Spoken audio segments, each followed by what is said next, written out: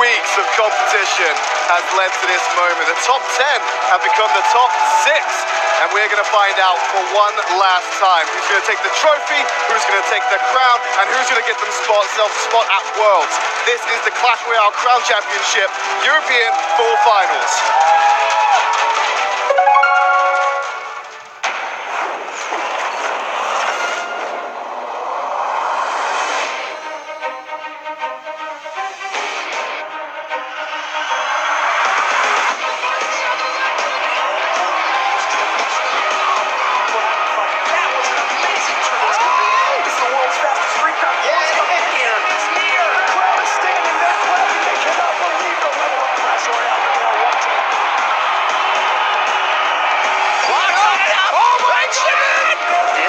What it has all come down to. Here we go.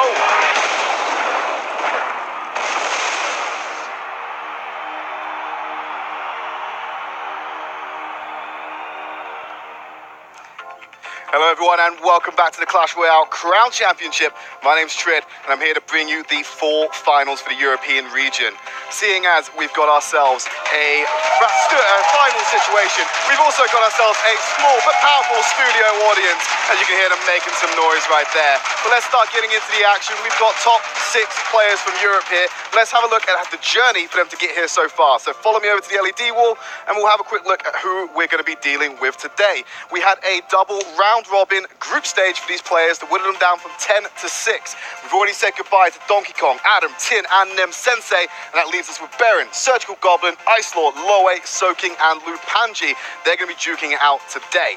Let's have a look at the leaderboard after 7 weeks of competition. Surgical Goblin and Soaking sat on top. They're getting the preferential seeding going into this tournament. You'll see what I mean about that in a second. But Baron, Ice Lord, Lupanji, Loe, they had a nice clear gap of the bottom 4 we've said goodbye to. Now, let's have a look at that bracket. We're going to use that instead of the schedule. I'll talk you through it so you don't get lost.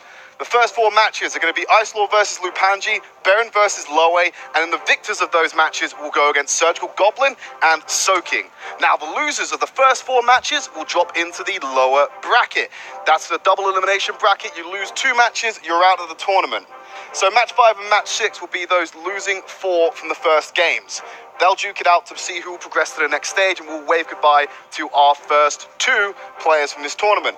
Then we'll go back up to the top for the winners bracket final. That'll decide who will be taking the first spot in the grand finals and who will be taking that first spot to London. Then we'll cut back down to the lower half of the bracket and we'll have a gauntlet style run to decide who will be in the grand finals and taking that second space.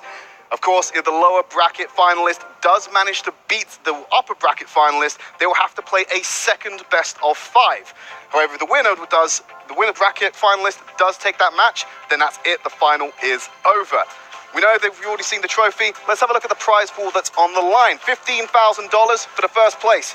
$10,000 if you just get to the finals guaranteed, but $5,000 just for making it here today. Now, trophy, prize pool, spot at Worlds. The 3rd of December will host the Copper Box Arena that will have the global finals of the Clash Royale Global Series. There will be all the players there from around the world, as well as you, if you would like to buy a ticket. They go on sale for £40. You have to be over 16 to attend. While we're on the theme of global series, global events, global finals, we have a whole range of languages for you to listen to this broadcast in. We have, of course, Spanish, French, German, and Italian. And as well as that, we've also going to be very generous. Well, Supercell is, they've given another discount code. So if you see anything on the Supercell store you want to buy, now is the time to do it. Should be around here somewhere. Use that code, save yourself some money, and get some awesome swag. And one of the newest additions to the full season has, of course, been the band system. Like I said, we're at the 4 finals. We've taken it up a notch. We've got an audience member. We've also got another co-host. So let's let Ben take you through the band system. Thanks, Trid. Hey guys, my name's Ben. Let me take you through something that's a little bit different from last season. That is the double-blind band system. So what that means is, prior to each of their sets, each player will globally ban 1 card. So, you might not think that banning 1 card out of a possible 78 in the whole entire game is that big of a deal. However, say for example that ban is Pump. That pretty much rules out the whole entire Three Musketeer and Golem archetypes. and the impact it can have on someone that's been practicing those decks for a whole week, it's immense. They're truly going to have to show how versatile they are and how they can think on the fly. That being said, it's time for match one, guys. I'm going to throw you over to our English broadcasters, Woody and Chartin. Take it away, guys. Beautifully explained, Ben. I am in chatting from #Gaming. And howdy guys, I'm Woody from Reddit Alpha, and we are just about ready to hop into the first match. There's going to be no downtime today. These guys have been going through an absolute marathon in chatting. Do you remember when the 20-win challenge was in the game? It feels like months ago by now. In fact, it was. After the 20-win challenge, they went to stage 2, in which they had to compete in a bracket format to get to the very top. Only champions admitted into stage 3, where they had to face off against players from the spring season. And a few of them got to move on. A few of the spring season guys came back. It was 5-5 and even split. But now that we're in the top 6, only 2 players from the spring remain. They are Surgical Goblin and Baron. 4 new faces have joined us. Yes, 4 new faces have joined us, and these new faces have put up a fight. Soaking finishing in second, the preferential seating in this double elimination bracket, getting him a first round bye in essence, definitely outperformed.